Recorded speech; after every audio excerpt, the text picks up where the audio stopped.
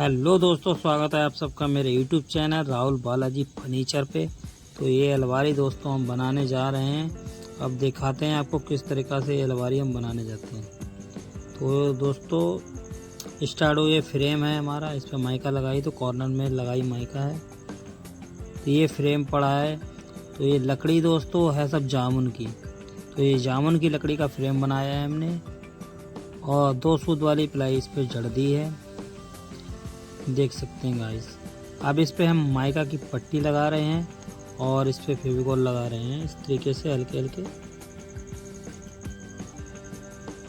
तो जो इसकी पट्टी की है जो 2.5 इंची में है, इस अलमारी की लंबाई जो है 7 फीट 4 इंच, चौड़ाई भी 7 फीट 4 इंच है। तो इसको हम कर देते हैं पट्टी को प्रेस।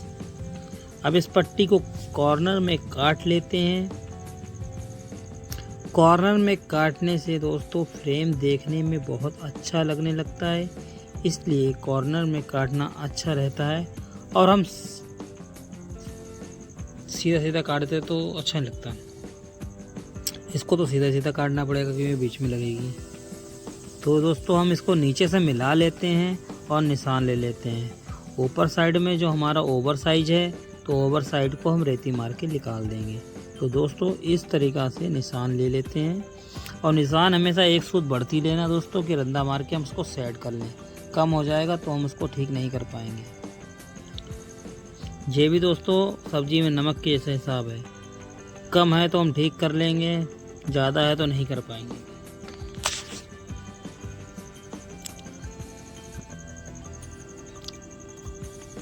तो इस तरीके से मार लेते हैं रेती, और रेती मारने के बाद में इसको चिपका देते हैं।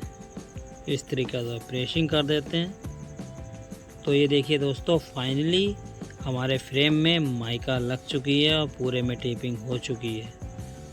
तो अब ग्रुपिंग वाली 2 सूत की प्लाई को चीर रहे हैं और 2 सूत वाली ग्रुपिंग वाली प्लाई अब इसको ही लगाएंगे। तो दोस्तों एक साइड में हम ग्रुपिंग लगाएंगे, इसमें जिस साइड में कब्जा आएगा उसी साइड में लगाएंगे और 3 साइड में नहीं लगाएंगे।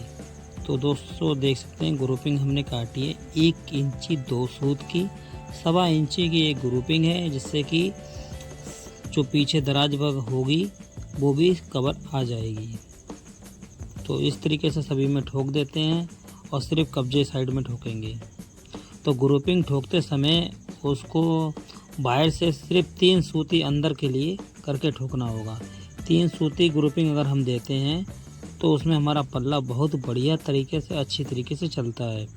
और कोई 1.5 सूती दे देता है, कोई 2 सूती देता है, तो उसमें पल्ला नहीं चलता हमारा बढ़िया करके, उसमें ग्रुपिंग आगे पीछे करनी पड़ती है। तो देख सकते हैं ये पल्ला हमारा कट चुका है। अब इसके ऊपर साइड से काट के इसमें 2 सूत की मार्जिन लगा देंगे। अब देखते हैं, इसको आरिश निशान लगा दिया है, अब इसको चीर लेते हैं। तो दोस्तों इस तरीके से इसको उधेड़ दिया, चीर दिया। तो देख लो काटने के बाद इसको अलग कर दिया है। अब बारी आ जाती है हमारी लगाने को मार्जिन की। तो मार्जिन लगाने से पहले हम इसमें लगाएंगे फेविकोल।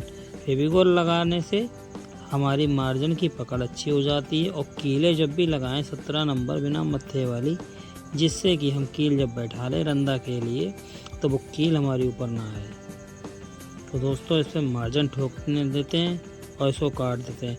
और काटते समय ध्यान लगाएं जो कि हम रंदा लगाएं तो मार्जिन हमारी ना टूटे। तो इस तरीके से उड़ा सकते हैं, ऊपर से भी काट सकते हैं, उल्टा करके भी काट सकते हैं, जैसा आपको सही लगे वैसा काट सकते हैं। मेरे को जैसा करता है वैसे काट देता हूँ। तो ये पल्ला हमने रेडी करके लगा दिए हैं।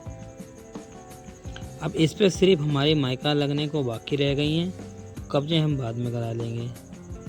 तो दोस्तों माइका की कटिंग कर लेते हैं। तो माइका की कटिंग करने के लिए पल्ला उसी माइका पे रख लेते हैं और सिर्फ 2 सूत बढ़ा के माइका काट लेते हैं। ज़्यादा माइका काटेंगे तो वेस्ट हो जाएगी, तो 2 सूत बढ़ा के काट लिए। तो इस तरीके से माइका को हम अलग कर लेते हैं। अब ये माइका हमारी अलग हो गई है। अब इस पर रख देते हैं पल्ले पे। चारों तरफ से चेक कर लेते हैं कि माइका सही कटी है या नहीं कटी है। नहीं कटी है तो दोबारा काटेंगे। तो ये माइका हमारी सही कटी थी, अब दूसरी माइका काट रहे हैं। तो एक तरफ लगेगी क्रीम माइका, दूसरी तरफ लगेगी रंगीन माइका। तो इस तरफ पहले लगाओ फेविकोल, हम माइका में फेविकोल पहले फिर लगाते हैं, उसके बाद पल्ले में फेविकोल लगाते हैं, फिर इसको दोनों को हम प्रेस कर देते हैं अपने हाथों से। तो प्रेस करने के लिए हमको चाहिए एक कपड़ा, तो कपड़े से प्रेस कर रहे हैं। और माइका लगाने से पहले हम मारते हैं रेती, तो हम इस तरीके से रेती उड़ा लेते हैं, एक तरफ रंगीन एक तरफ वाइट। इस तरीके से रेती मार लेते हैं। प्रेम से रेती मारते समय ध्यान रखें कि माइका का कोना ना टूटे। अगर दोस्तों माइका का कोना टूट जाता है तो कहानी खराब होती है। तो माइका का कोना क्यों नहीं टूटेगा दोस्तों, इसका मैं आपको बता देता हूँ। जब आप किनारे पे जाते हो तो माइका आराम से ठीक है चलाइए, रेती तो नहीं टूटेगा। आप जल्दबाजी में चलाओगे तो कोना उड़ जाएगा। यही तरीका है कोना बचाने का। तो दोस्तों इस तरीके से हम माइका पे रेती लगा सकते हैं। और माइका पे रेती लगाने के बाद इसमें फिर माइका चिपका देंगे टेप लगाने के बाद। और भाई दूसरा दिन हो चुका है, अब हम इसमें गला रहे हैं कब्जा। तो इसके टेप उप छुटाने के बाद तो कब्जा हमारा लगेगा 2 कब्जे, इसमें पौन आधे का कब्जा लगेगा। और पौन आधे का कब्जे गलाने के लिए इसके पीछे वाले जो राड होती है कब्जे की वो गलनी चाहिए पूरी। अगर वो कब्जे की राड उठी रहेगी तो दोस्तों जब पल्ला आप चढ़ाओगे तो उसमें साग नजर आएगी। जब साग नजर आएगी तो आपको ग्रुपिंग देने से कोई फ़ायदा नहीं। तो इसीलिए कहते हैं कि आप नीचे ही चेक कर लो, बार बार ना उतारो। तो कब्जा गलाते समय कब्जे को रख के भी देखते रहो कि हाँ ठीक है या नहीं है। तो मैं तो दोस्तों कब्जा गलाने के बाद चेक कर लेता हूँ, अगर कुछ गड़बड़ है तो नीचे ही ठीक कर लेता हूँ। तो थोड़ा सा देर लग जाए मेरे भाइयों तो मेरे दोस्तों, मगर नीचे साइड कर लो, बार बार उतारने में बड़ी दिक्कत होती है। और हमेशा पल्ला चढ़ाते समय एक बात हमेशा ध्यान रखें, पल्ला चढ़ा रहे हैं तो अगर पल्ला ऊपर लड़ रहा है नीचे हमको करना है डाउन, तो पेंच खोल लें, उस पर हथौड़ी ना चलाएं, जिससे कि पल्ले के जो पेंच कसे हुए होते हैं वो सब ढीले पड़ जाते हैं। तो मेरा तो यही मानना है कि पल्ला अगर नीचे करना है तो खोल लो, उस पर हथौड़ी ना चलाओ। पुराने ज़माने के जितने हथौड़े चला देते हैं जिससे कि पल्ला लटक जाता है। फिर उसके पेचों में कसेंगे, उसमें लकड़ी भरेंगे, वो बात नहीं आती है। तो अब मैं लगा रहा हूँ हैंडल। तो हैंडल लगाने के लिए मैंने 36 में 18 इंची पे लगा दिया है, बीचा बीच में सेंटर ले लिया है। फिर लेने के बाद आगे से मैंने गुनिया की जो चौड़ी वाली होती है 1.25 इंची, उससे निशान दूरी कर ली है। और इस पर निशान लगाने के बाद इसमें करेंगे हम छेद कर, और टेप ज़रूर लगाएं। टेप से दोस्तों ये हो जाता है निशान भी अच्छे आते हैं और माइके पे दाग नहीं पड़ते हैं और हमारी जो मशीन रपटती नहीं है। पंचिंग कर ली है, अब छेद कर देते हैं इसमें इस तरीके से मशीन से। और छेद करते समय यह ध्यान रखें कि छेद हमारा सीधा हो, तिरछा हो ना छेद। अगर छेद तिरछा हो जाएगा दोस्तों तो हमारे मेहनत करा हुआ सब काम बेकार हो जाएगा। तो ये देख सकते हैं दोस्तों, ये लगा रहे हैं हम इस तरीके से अपना हैंडल। तो पीछे से पेंच, आगे से हैंडल कस दिया जाएगा। तो हैंडल कस दिया है हमने, अब पल्ला इसको चढ़ा देते हैं। ड्रिल मशीन से छेद करने के बाद अब इसको पेंच कस लेते हैं। कसे हुए पेंच बढ़िया रहते हैं दोस्तों, पल्ला खोलो तो दिक्कत नहीं आती है, ठोके हुए में दिक्कत आती है। जितने भी पेंच लगाने हैं दोस्तों तो वो सब पहले मशीन से छेद कर लें, फिर उसके बाद उसको कस दें। थोड़ा टाइम लग जाता है दोस्तों, कोई बात नहीं है।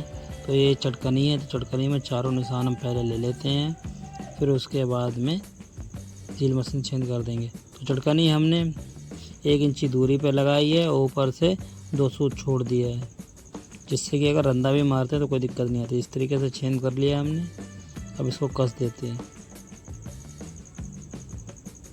इस तरीके से। चटकनी लगा दी। तो हम लगाने जा रहे हैं दोस्तों मैग्नेट। तो मैग्नेट लगाने के लिए सबसे पहले हमको चाहिए होगा एक पेचकस मशीन। छेद कर लेते हैं, फिर पेचकस से टाइट कर देते हैं। कील से भी बहुत से लोग ठोक देते हैं, तो कील से ठोकने से ये होता है दोस्तों, अगर हमको आगे पीछे करनी तो नहीं कर सकते हैं, तो मैग्नेट उखाड़नी पड़ेगी। और पेंच वाली में आगे पीछे कर सकते हैं। तो इस तरीके से दोस्तों मैग्नेट की जो पत्ती है तो उसके लिए आप छोटा वाला तिल्ला लगाएं।